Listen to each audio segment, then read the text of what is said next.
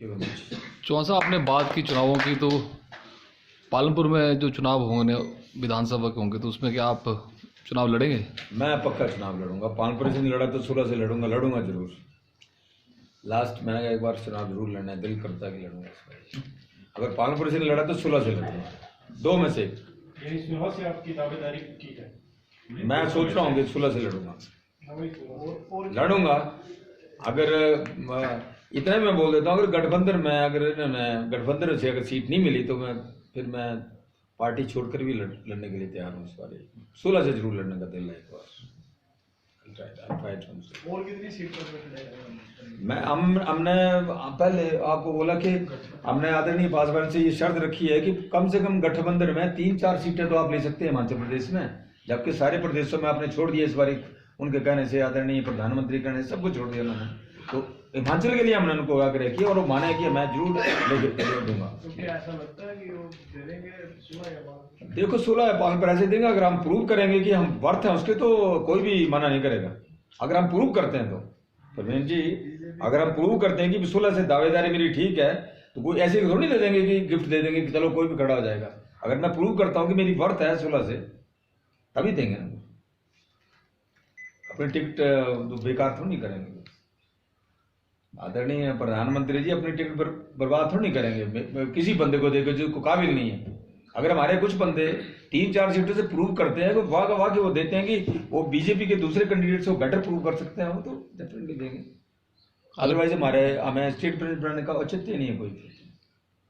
तो अगर फ्यूचर में ऐसा होता है कि टिकट लोजपा को 2-3 सीटें मिलती नहीं है, फिर नहीं मिलती हैं, फिर मैं तो खुद इंडिपेंडेंट लड़ूंगा, बाकी का मैं ऊपर वाले पे छोड़ दूंगा। क्या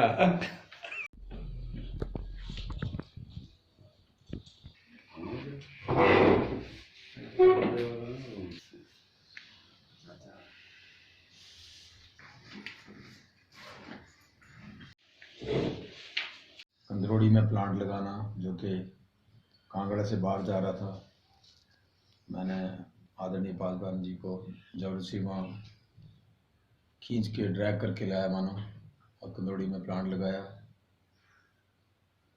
कवि सम्मेलन, किसान मेला और तरह तरह की एक्टिविटीज़ की। यूथ के लिए काफ़ी प्रतियोगिताएं अरेंज की और काफ़ी यूथ को मैंने फौज में और दूसरी जगहों पे नौकरी में दिलाई, और खेल के मैदान में उन्हें काफ़ी कुछ जितना मैं कर सकता था इनकरेजमेंट के लिए दिया। मैंने चिप्स फैक्ट्री के लिए खुद ज़मीन खरीदी 43 कनाल, जो कि आज भी वहीं पड़ी है, और आदरणीय पासवान की जगह पत्थर है वो भी खंडर हुआ वहाँ पड़ा हुआ है। अफसोस जरूर हुआ, लेकिन मैं तो एक बहुत कुछ आदमी हूँ पॉलिटिक्स में, बड़े बड़ों के लिए चलती तो मेरी भी नहीं चल सकी, और पॉलिटिक्स की वजह से वो प्लांट, वो चिप्स फैक्ट्री नहीं लग सकी। अगर लग जाती तो शायद किसानों को उसका काफ़ी फ़ायदा होता, काफ़ी श्रेय हमें भी मिलता, और पालनपुर का नाम शायद एक स्टेप ऊपर जाता। ने मुझे हटा दिया, राष्ट्रीय सचिव बना दिया, और मैं चुपचाप बैक सीट पे आ गया। बुरा तो मुझे लगा ही होगा उस वक्त, लेकिन मैंने सोचा जब मैंने इनसे मांगा नहीं था, इन्होंने खुद दी और खुद ही हटा दिया, तो मुझे उसका कोई बुरा नहीं लगा, और ना मैंने इसका कोई बुरा मनाया, और मैं चुपचाप बैठा रहा। लेकिन शायद आदरणीय पासवान जी ने अब कुछ दिनों से उन्होंने देखा है कि उनकी जो पार्टी की पहचान है वो हिमाचल में थोड़ी पहले से क्षीण हो रही है, कम हो रही है, उस धूमिल होती जा रही है। तो उन्होंने दोबारा पार्टी की थोड़ी बहुत जो पहचान बनी उसे बरकरार रखने के लिए उन्होंने मुझे दोबारा स्टेट प्रेसिडेंट बनाने का उन्होंने फैसला लिया। ये उनका लेटर है स्टेट प्रेसिडेंट का, जो कि उन्होंने मुझे स्टेट प्रेसिडेंट बनाया दोबारा, और दोबारा मैंने हिमाचल के स्टेट प्रेसिडेंट होने के ये जो पद है, जो ये उन्होंने मुझे जिम्मेदारी दी है, मैंने बड़े हर्षोल्लास से इसको ले लिया।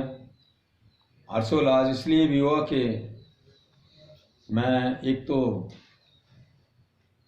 पार्टी की सेवा कर पाऊंगा और दूसरा सबसे बड़ा है कि मैं अपने पालमपुर के लिए और हिमाचल के लिए शायद अगले 2-2.5 सालों में और भी ज़्यादा कर पाऊँ।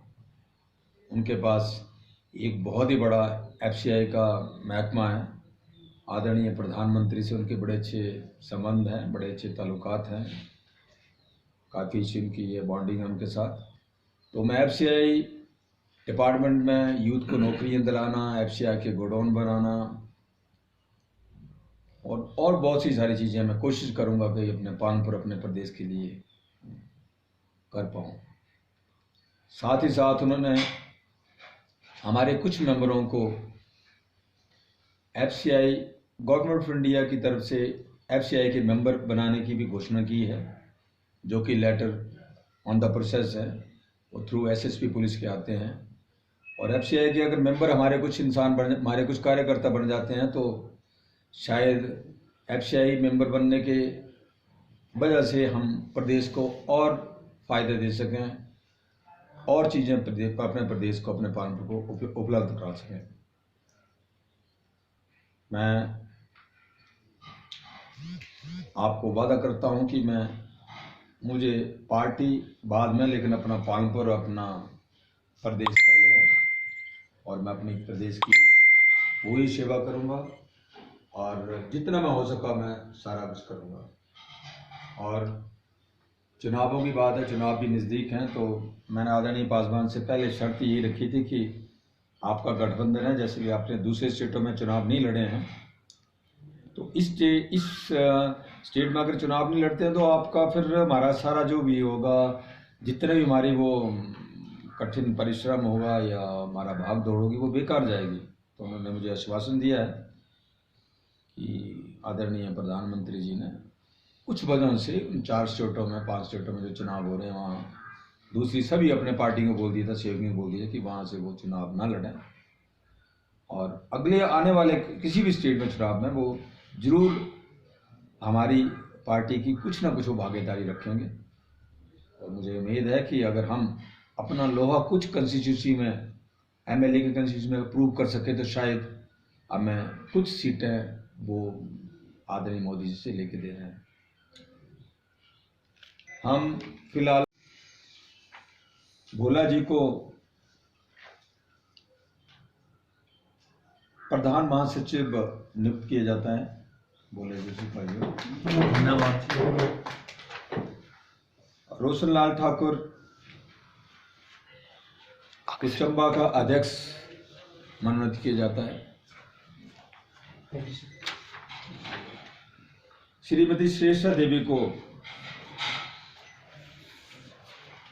लोक जनशक्ति पार्टी हिमाचल प्रदेश के सचिव पद दिया जाता है और मुझे आशा है ये अपना पूरा सहयोग करेंगे। और शेर सिंह जी को जिला कांगड़ा दलित सेना का अध्यक्ष बनाया जाता है।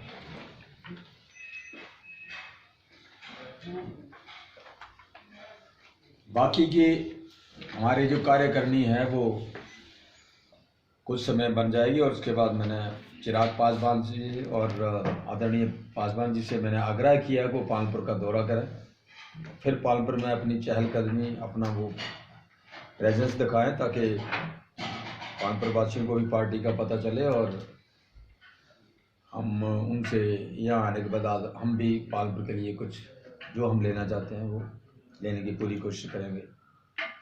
मैं एक बार फिर आप सभी को आश्वासन दिलाता हूं कि मैं एज ए प्रेसिडेंट अपने प्रदेश के लिए, पालमपुर के लिए काफ़ी काम करूंगा और मुझे पत्रकारों का सहयोग चाहिए आने वाले चुनावों में और वैसे भी। और अंत में मैं अपनी तरफ से, अपने पार्टी के कार्यकर्ताओं की तरफ से पालमपुर वासियों को और अपने प्रदेश को होली की बड़ी बड़ी शुभकामनाएं देता हूं।